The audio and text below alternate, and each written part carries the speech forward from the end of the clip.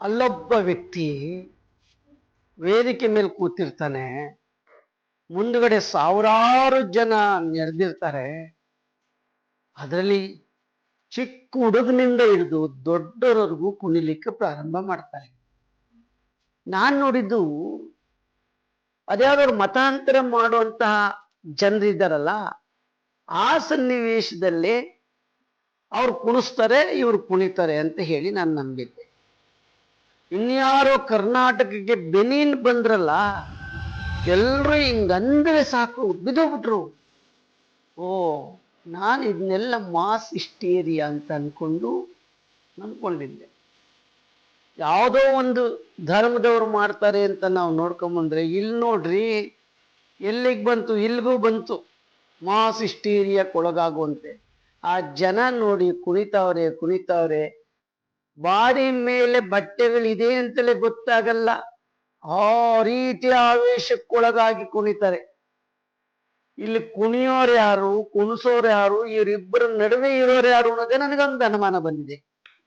ರಾಮನಗರದ ಹತ್ರ ಒಂದು ಆಶ್ರಮದಲ್ಲಿ ನಿತ್ಯಾನಂದ ಅಂತ ಕೇಳಿದ್ವಿ. ಏನ್ ಜನ ಹೋಗ್ತಿದ್ರು 1997ರಲ್ಲಿ ಅವ್ರನ್ನ ಕೇಳೋರೇ ಇಲ್ಲ. ಕೇಳೋರು ಇವ್ರು ಯಾರು ಅಂತ ಗೊತ್ತಿಲ್ಲ. ಆದ್ರೆ 2004 2007 ಆದ್ಮೇಲೆ ಏನವ್ರ ಹೆಸರು ಇಡೀ ರಾಜ್ಯ, ದೇಶ ವಿದೇಶದಾದ್ಯಂತ ಹರಡ್ಬಿಡ್ತು. ಮಾಸ್ ಹಿಸ್ಟೀರಿಯಾಕ್ಕೊಳಗಾಗಿ ಜನಗಳನ್ನ ಆ ಲೆವೆಲ್ಗೆ ಅವರು ಇಳ್ಕೊಂಡ್ರು ಜನರ ಮನಸ್ಸನ್ನ. ಈಗ ಆ ವ್ಯಕ್ತಿ ಒಂದು ದೇಶವನ್ನೇ ಕಟ್ಟಿದ್ದಾರೆ. ನಮ್ಮ ಸ್ನೇಹಿತರು ಈ ವಿಡಿಯೋನ ಕಳಿಸಿದ್ರು, ನಾನು ನೋಡಿದೆ. ಹೋಗಿ ಅಲ್ಲಿ ಕುಳಿತಿರೋ ಜನ ಹಾಗಾಡ್ತಾರೆ, ಪ್ರೇರಣೆಗೆ ಒಳಗಾಗಿದ್ದಾರೆ, ಸಂಮೋಹನಕ್ಕೆ ಒಳಗಾಗಿದ್ದಾರೆ ಅಂತ ಅನ್ಕೊಂಡಾಗ ನಾನು ನೋಡ್ತಾ ನನಗೂ ಏನಾರು ಕುಣಿಯಂಗಾಗುತ್ತಾ, ನಾನು ಹಿಂಗೆಲ್ಲ ಒದ್ದಾಡ್ಬೋದಾ ಅಂತ ಹೇಳಿ ಯೋಚನೆ ಮಾಡಿದೆ. ಆದ್ರೆ ನನಗೆ ಬರಲಿಲ್ಲ. ಅದಕ್ಕೆ ಹಿಂದಿನ ಕಾಲದವರು ಅಷ್ಟಿದ್ದಲೇ ಹೇಳಿದ ಕಣ್ರಿ, ಜನ ಮರಳು ಜಾತ್ರೆ ಮರಳು ಅಂತ. ಇಲ್ಲಿ ನೋಡಿ, ಆ ವ್ಯಕ್ತಿ ವೇದಿಕೆ ಮೇಲೆ ಕೂತಿದ್ದಾರೆ. ಒಬ್ಬ ಚಿಕ್ಕ ಮಗುವಿನಿಂದ ಹಿಡಿದು ದೊಡ್ಡವರವರೆಗೂ ಎಲ್ಲರೂ ಕುಣಿತಾ ಇದ್ದಾರೆ. ಹೆಣ್ಮಕ್ಳು, ಗಂಡು ಮಕ್ಕಳು, ಗಂಡಸರು, ಹೆಂಗಸಂದಲೆ. ಇದು ಒಂದು ಡ್ರಾಮಾ. ಇದು ತಾನು ಹೆಚ್ಚು ಪ್ರಚಾರಕ್ಕೆ ಬರೋಕ್ಕೋಸ್ಕರ ಆ ಜನಗಳನ್ನೆಲ್ಲ ಒಂದ್ ಕಡೆ ಕೂಡಿಸಿ ಅವರಿಗೆ ಮಾತಿನ ಒಳಗಡೆ ಮೋಡಿ ಮಾಡಿ ಪ್ರೇರಣೆಗೊಳಗಾಗುವಂತೆ ಒಂದಿಷ್ಟು ಮ್ಯೂಸಿಕ್ ಹಾಕಿ ಜನಗಳು ಈ ರೀತಿಯ ಪ್ರಲೋಭನೆಗೆ ಒಳಗಾಗುವಂತೆ ಮಾಡಿ ಉನ್ಮಾದದ ಸ್ಥಿತಿಗೆ ಕರ್ಕೊಂಡೋಗಿ ಒಬ್ಬರು ಕುಣಿಲಿಕ್ಕೆ ಪ್ರಾರಂಭ ಮಾಡಿದ್ರೆ ಸಾಕು, ಅಲ್ಲಿ ವೀಕ್ ಮೈಂಡ್ ಇದೆಯಲ್ಲ, ಹೋಗೋದೇ ಇಲ್ಲಿ ದುರ್ಬಲ ಮನಸ್ಸುಗಳಲ್ಲ.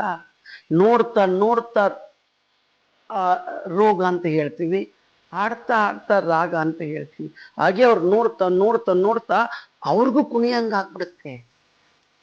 ಒಬ್ರು ಇಬ್ರು ಕುಣಿಯಂಗಾಗ್ತದೆ, ಎಲ್ಲರೂ ಕುಣಿಯಂಗಾಗ್ತಾರೆ. ಇಲ್ಲಿ ನಾನು ಯೋಚನೆ ಮಾಡಿದ್ದು, ಕೆಲವಷ್ಟೇ ಜನ ಕುಣಿತಾ ಇದ್ದಾರೆ, ಇನ್ನಿದ್ದ ಜನ ಕೈ ಕಟ್ಕೊಂಡು ಆರಾಮಾಗಿ ನೋಡ್ತಾ ಇದ್ದಾರೆ, ಖುಷಿ ಪಡ್ತಾ ಇದ್ದಾರೆ, ಎಂಜಾಯ್ ಮಾಡ್ತಾ ಇದ್ದಾರೆ. ಯಾಕೆ ಪ್ರಶ್ನೆ ಮಾಡ್ತಾ ಇದ್ದಾರೆ, ಯಾಕೆ ಇವ್ರು ಹಿಂಗೆ ಕುಣಿತಾ ಇದ್ದಾರೆ, ಇದಕ್ಕೇನು ಅಂತ ಹೇಳಿ. ನನ್ನ ಇಲ್ಲಿ ಪ್ರಶ್ನೆ, ಕೆಲವ್ರು ಹೇಳ್ತಾರೆ ಈ ಅಪ್ಪನ್ ಬರೀ ಪ್ರಶ್ನೆ ಮಾಡೋದೆ, ಅನುಮಾನದಲ್ಲಿ ನೋಡೋದೆ, ಇವ್ರಿಗೇನು ಗೊತ್ತಿಲ್ಲ, ಏನೋ ಒಂದು ಮಾತಾಡ್ತಾರೆ ಅಂತ ನಮ್ಮನ್ನು ಬೈಲಿಕ್ಕೆ ಜನ ಪ್ರಾರಂಭ ಮಾಡಿದ್ದಾರೆ. ನನ್ನ ಪ್ರಶ್ನೆ ಏನು ಗೊತ್ತಾ, ಅಲ್ಲಿ ವೇದಿಕೆ ಮೇಲೆ ಕುಳಿತಿದ್ದಾರಲ್ಲ, ಇದು ಇಡೀ ಮಾಸ್ ಹಿಸ್ಟೀರಿಯಾಗೆ ಕೆಲವಷ್ಟೇ ಜನಗಳು ಅವ್ರು ಕುಣಿದ ಹಾಗೆ ಅವರ ವೇದನೆಗಳ ನೋವುಗಳನ್ನ ಹೊರಹಾಕ್ಲಿಕ್ಕೆ ನಡ್ಕೋತಾ ಇದಾರಲ್ಲ, ಇದನ್ನ ನಾವು ಮಾನಸಿಕ ಅಟೆನ್ಷನ್ ಡಿಸಾರ್ಡರ್ ಅಂತ ಕರಿತೀವಿ. ತನ್ನೊಳಗಡೆ ಇರತಕ್ಕಂಥ ನೋವುಗಳನ್ನ ಹೊರ ಹಾಕ್ಲಿಕ್ಕೆ ಇದೊಂದು ವೇದಿಕೆ ಆಗತ್ತೆ. ಅದನ್ನು ಎನ್ಕ್ಯಾಶ್ ಮಾಡ್ಕೊಳ್ತಾರೆ ಕೆಲವರು ಡ್ರಾಮವಾಗಿ ಮಾಡ್ತಾರೆ, ಡ್ರಾಮಾಸ್ಟಿಸ್ಟ್ ತರ ವರ್ತಿಸ್ತಾರೆ, ದೊಡ್ಡ ಕಲೆಗಾರರಾಗಿ ವರ್ತಿಸ್ತಾರೆ, ಅದು ಕೂಡ ನಡೆಯುತ್ತೆ. ಇನ್ನು ಕೆಲವು ಸ್ವಾರ್ಥಕ್ಕೆ ಅವ್ರು ಹೇಳಿದ್ದಾರೆ, ನಾವು ಬಂದಿದ್ದೀವಿ. ಯಾಕೆ ನನಗೆ ಅನುಮಾನ ಬರುತ್ತೆ ಅಂದ್ರೆ, ನನ್ನ ಸ್ನೇಹಿತರೊಬ್ರು ಸತ್ತೋಗಿದ್ರು. ಒಂದು ಗುಂಪಲ್ಲಿ ಅಳ್ತಾ ಇತ್ತು. ನಾನು ಹೋಗಿ ನನ್ನ ಸ್ನೇಹಿತ ಸತ್ತೋಗಿರೋ ಹೂನಾರ ಹಾಕ್ಬಿಟ್ಟು ಅಲ್ಲಿ ಬಂದು ನಿಂತ್ಕೊಂಡೆ. ಆ ಗುಂಪಿಗೆ ಕೇಳಿದೆ, ಯಾಕೆ ಮಾಡ್ತೀರಾ, ಸತ್ತೋಗಿದ್ದಾರೆ, ವಯಸ್ಸಾಗಿದೆ, ಬಿಟ್ಬಿಡಿ ಅಂತ. ಇನ್ನೂ ಜಾಸ್ತಿ ಅಳ್ಲಿಕ್ಕೆ ಪ್ರಾರಂಭ ಮಾಡ್ಬಿಟ್ಟೆ. ನನ್ನ ಪಾಡಿ ನಾನು ಸುಮ್ಮನೆ ಇದ್ಬಿಟ್ಟೆ, ಹೇಳೋವಷ್ಟು ಹೇಳಿ. ಆಮೇಲೆ ನಾನು ಅಬ್ಸರ್ವ್ ಮಾಡಿದ್ದು, ಯಾರು ಬರ್ತಾರೆ ಅವಾಗ ಅಳ್ಲಿಕ್ಕೆ ಪ್ರಾರಂಭ ಆಗೋದು, ಆಮೇಲೆ ಎಲ್ಲಡಿಕೆ ಹಾಕೊಂಡು ಸುಮ್ಮ ಕೂತ್ಕೊಂಡ್ಬಿಡೋದು. ಯಾರು ಬರುವಾಗ ಅಳೋದು, ಎಲ್ಲಡಿಕೆ ಹಾಕೊಂಡು ಸುಮ್ಮ ಕೂತ್ಕೊಳ್ಳೋದು, ಅವ್ರವ್ರ ಪಾಡಿಗೆ ಮಾತಾಡ್ಬಿಡೋದು. ಇಷ್ಟೇ ಜೀವನ ಅಂತ ಅನ್ಕೊಂಡಾಗ ಅವರು ನೋಡಿದ್ಮೇಲೆ, ಸರ್ ನೀವು ಟಿವಿಲಿ ಬರ್ತೀರಲ್ವಾ, ಬೇಜಾರು ಮಾಡ್ಕೊಂಬೇಡಿ, ನಾವು ಗ್ಯಾಂಗು ಸಾರ್ ಅಂದ್ರು. ಏನಮ್ಮ ಗ್ಯಾಂಗು ಅಂತ ಅಂದಕ್ಕೆ ಕೇಳಿದೆ.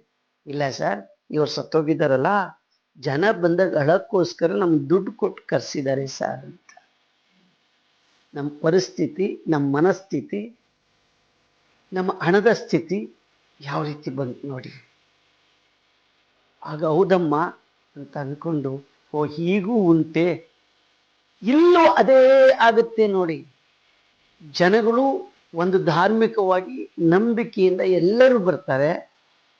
ಅದರಲ್ಲಿ ಕೆಲವಷ್ಟೇ ಜನರಿಗೆ ಇವರಿಗೆ ಹೇಳ್ಕೊಟ್ಟಿರ್ತಾರೆ, ಇವರು ಕುಣಿತಾ ಹೋಗ್ತಾರೆ. ಅದನ್ನ ನೋಡಿದ ವೀಕ್ ಮೈಂಡ್ ಇದೆಯಲ್ಲ, ಅದು ಕೂಡ ಕುಣಿಬೇಕು ಅಂತ ಹೇಳಿ ಆ ಸಾಮೂಹಿಕ ಸನ್ನಿಗೊಳಗಾಗಿ, ಉನ್ಮಾದಕ್ಕೊಳಗಾಗಿ ಕುಣಿತಾ ಹೋಗ್ತಾರೆ. ಇದನ್ನ ನೋಡಿ, ನನ್ನ ಶಕ್ತಿಯಿಂದ, ನನ್ನ ದಿವ್ಯ ಶಕ್ತಿಯಿಂದ ನಾನು ಕುಡಿಯಾಗಿ ಮಾಡಿದೆ, ಅವರೊಳಗಡೆ ಇರತಕ್ಕಂಥ ನೋವನ್ನ ಹೊರಾಕಕ್ ಮಾಡಿದೆ ಅಂತ. ಅವ್ರು ಕುಣಿತಾ ಸುಸ್ತಾಗ್ತಾರೆ, ಫಿಸಿಕಲಿ ಮೆಂಟಲಿ ನೋವಾಗುತ್ತೆ, ಬಿದ್ದೋಗ್ತಾರೆ.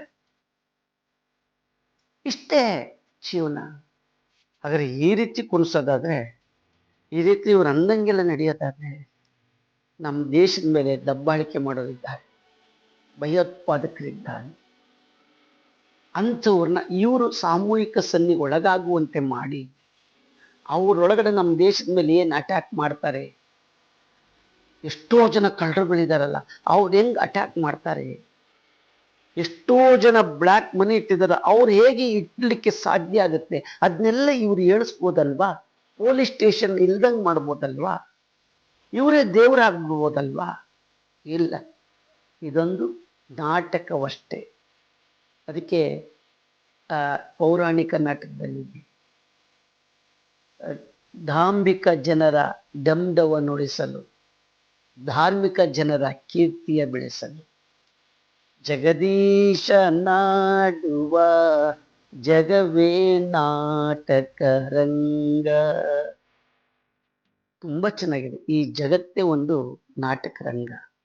ನಾವೆಲ್ಲರೂ ಕೂಡ ಒಂದೆಲ್ಲ ಒಂದು ರೀತಿ ಕಳ್ಳರು ಕಂಡ್ರಿ. ನಾನು ಮೊನ್ನೆ ಒಂದು ನಾಟಕ ನೋಡಿದೆ, ಶಿವಸಂಚಾರದಲ್ಲಿ, ಕಳ್ಳರ ಸಂತೆ ಅಂತ. ಅಲ್ಲಿ ಆ ಕಳ್ಳರ ಸಂತೆಯಲ್ಲಿ ಯಾರೋ ಒಬ್ಬ ಕಳ್ಳ ತನ್ನ ಜೀವನಕ್ಕೋಸ್ಕರ ಕಳ್ಳತನ ಮಾಡಿದ್ರೆ ಸಿಗಾಕೊಂಡ್ಬಿಡ್ತಾನೆ.